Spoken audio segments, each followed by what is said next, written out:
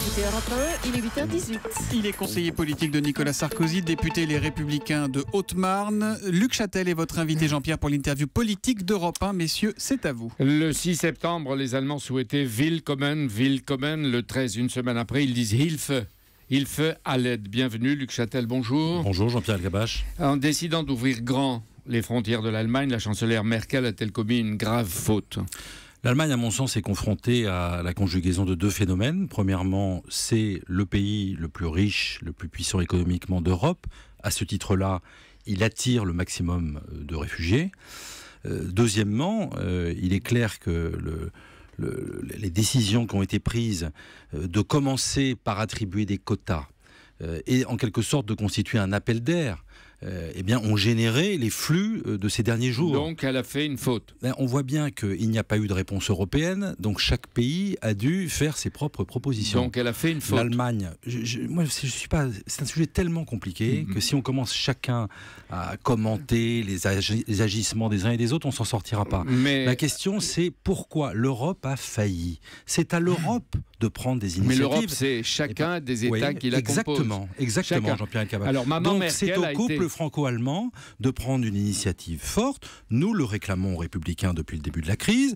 Une initiative qui ne soit pas le traitement de la conséquence, les quotas, mais qui soit forte dans la circonstance. Une initiative forte, c'est mettre sur la table un Schengen 2. C'est se mettre d'accord sur de règles communes en matière d'attribution du statut de réfugié. Attendez, puis-je vous demander ce que c'est que Schengen 2 ? Schengen 2, c'est la négociation, la renégociation de Schengen. Ce que Nicolas Sarkozy propose... Puisque Schengen permet ce qu'elle est en train de faire. Non. Ce que chacun des États peut faire en contrôlant ses frontières. J'ai relu le texte de Schengen. Schengen absolument, le permet. À titre exceptionnel. Oui, qu'est-ce qu'on met dedans ? C'est possible en cas notamment de risque de trouble à l'ordre public. C'est ce que l'Allemagne fait. Et d'ailleurs, nous encourageons, nous l'avons fait ces derniers jours, à ce que la France soit prête à faire la même chose. Parce que si les réfugiés ne peuvent plus aller en Allemagne, qu'est-ce qui va se passer ? Massivement, ils vont venir en France. Mais est-ce le cas maintenant ? Le cas maintenant ? Mais en tout cas, c'est ce qui va arriver puisqu'il y a la libre circulation sur l'espace Schengen.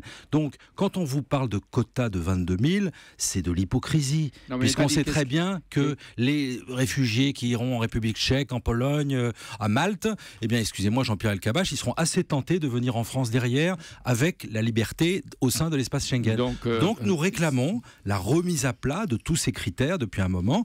Dieu sait si Nicolas Sarkozy a été critiqué quand il a évoqué, il y a quelques mois, pour la première fois ce sujet. Il est aujourd'hui suivi par Angela Merkel. C'est une bonne chose. Et moi, ce que nous demandons, c'est un Conseil européen. L'Europe s'est réunie dans la nuit quand il a été question de la situation de la Grèce. Elle n'est pas capable, au niveau des chefs d'État et de gouvernement, de se réunir pour une politique commune sur le fléau de ce début du XXIe siècle. Et c'est affligeant. Tout le dimanche après-midi, François Hollande, Manuel Valls et Bernard Cazeneuve ont appelé Berlin. Oui, c'est bien d'appeler. Et marqué leur solidarité avec la chancelière qui est affaiblie à l'intérieur chez elle. Elle s'est trompée. Est-ce qu'il faut la lâcher ou au contraire l'aider à reprendre la main sur la situation ? Mais non, il faut que le couple franco-allemand fonctionne à nouveau. C'est-à-dire, non pas qu'on s'appelle le dimanche, mais qu'on prenne une initiative commune en réclamant un Conseil européen dans la semaine qui traite de toutes les questions et pas uniquement de ces questions des quotas, Jean-Pierre Elkabbach. Mais une question, un sommet européen, alors qu'une partie de l'Europe ne veut pas entendre parler de répartition, même équitable, des réfugiés ou des migrants.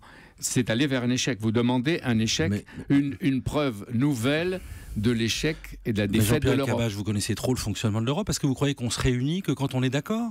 Est-ce que vous croyez que c'est en passant des appels téléphoniques le dimanche qu'on va résoudre la situation ? Mais il vaut mieux le faire que de ne pas le faire. Mais vous avez noté qu'aujourd'hui et demain à Bruxelles, les ministres de l'Intérieur des 28 pays de l'Europe vont essayer justement de s'accorder sur le fait de créer ou de renforcer des centres de tri et d'identité, et d'autre part, de répartir équitablement les réfugiés. D'ailleurs, c'est une réunion qui est, entre nous, mal partie. Et qui va aboutir à un échec, et qui aboutira peut-être à un sommet européen. Nous allons voir. En tout cas, ce que je regrette à nouveau, c'est qu'on s'attaque aux conséquences du fléau et pas aux racines. Nous avons réclamé un Conseil européen. De la même manière, nous avons réclamé qu'il y ait un travail en amont, c'est-à-dire qu'il y ait un travail entre l'Union européenne et la Méditerranée. Nous avons réclamé le statut du réfugié de guerre parce que nous considérons qu'il est adapté à la situation du moment et qu'on ne nous explique pas que ça n'existe pas. C'est dans la loi, c'est dans la loi de 2003, c'est dans la directive européenne de 2001. Il suffit au gouvernement de l'activer.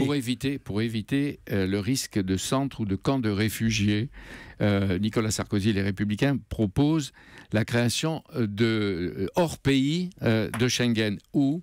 Dans quel pays? Dans les pays limitrophes de Schengen. Mais prenez l'exemple de la Turquie. Comment vous les convaincrez? Mais parce que c'est leur intérêt que, encore une fois... Mais qui décide de leur intérêt? C'est pas de l'ingérence? Écoutez...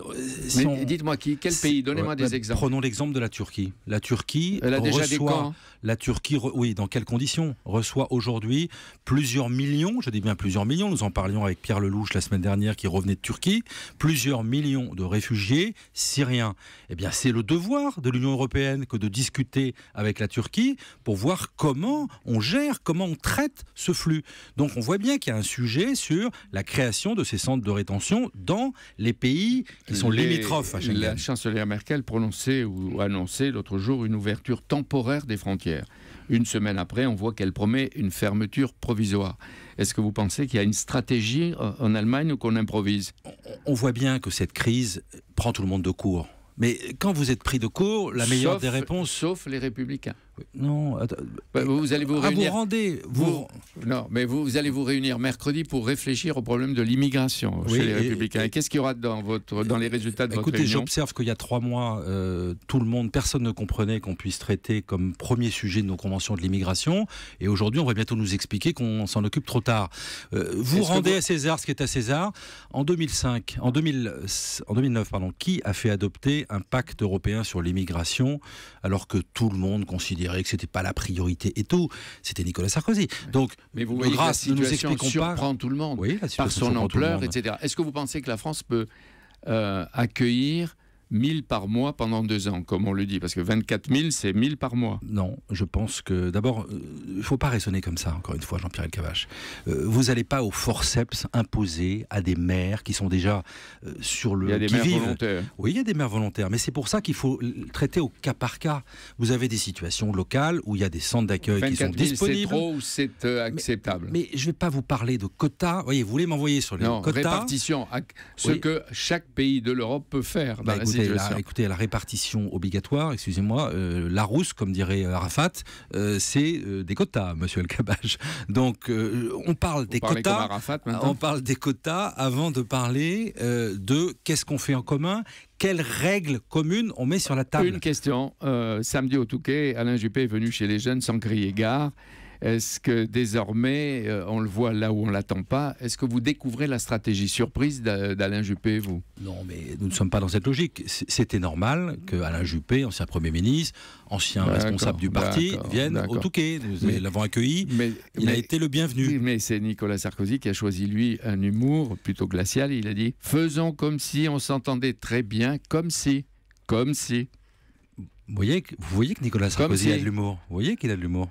Oui, et qui sait tenir compte des situations nouvelles qu'on ne maîtrise pas. Voilà, exactement. Donc c'est la politique au quotidien, c'est comme les sujets du monde. Il y a un ministre socialiste, paraît-il, qui est tellement courageux qu'il est resté anonyme, qui propose en PACA et dans le Nord une fusion des listes socialistes et républicains. C'est le meilleur moyen de faire progresser Madame Le Pen, mère, fille et petite fille. Vous lui dites?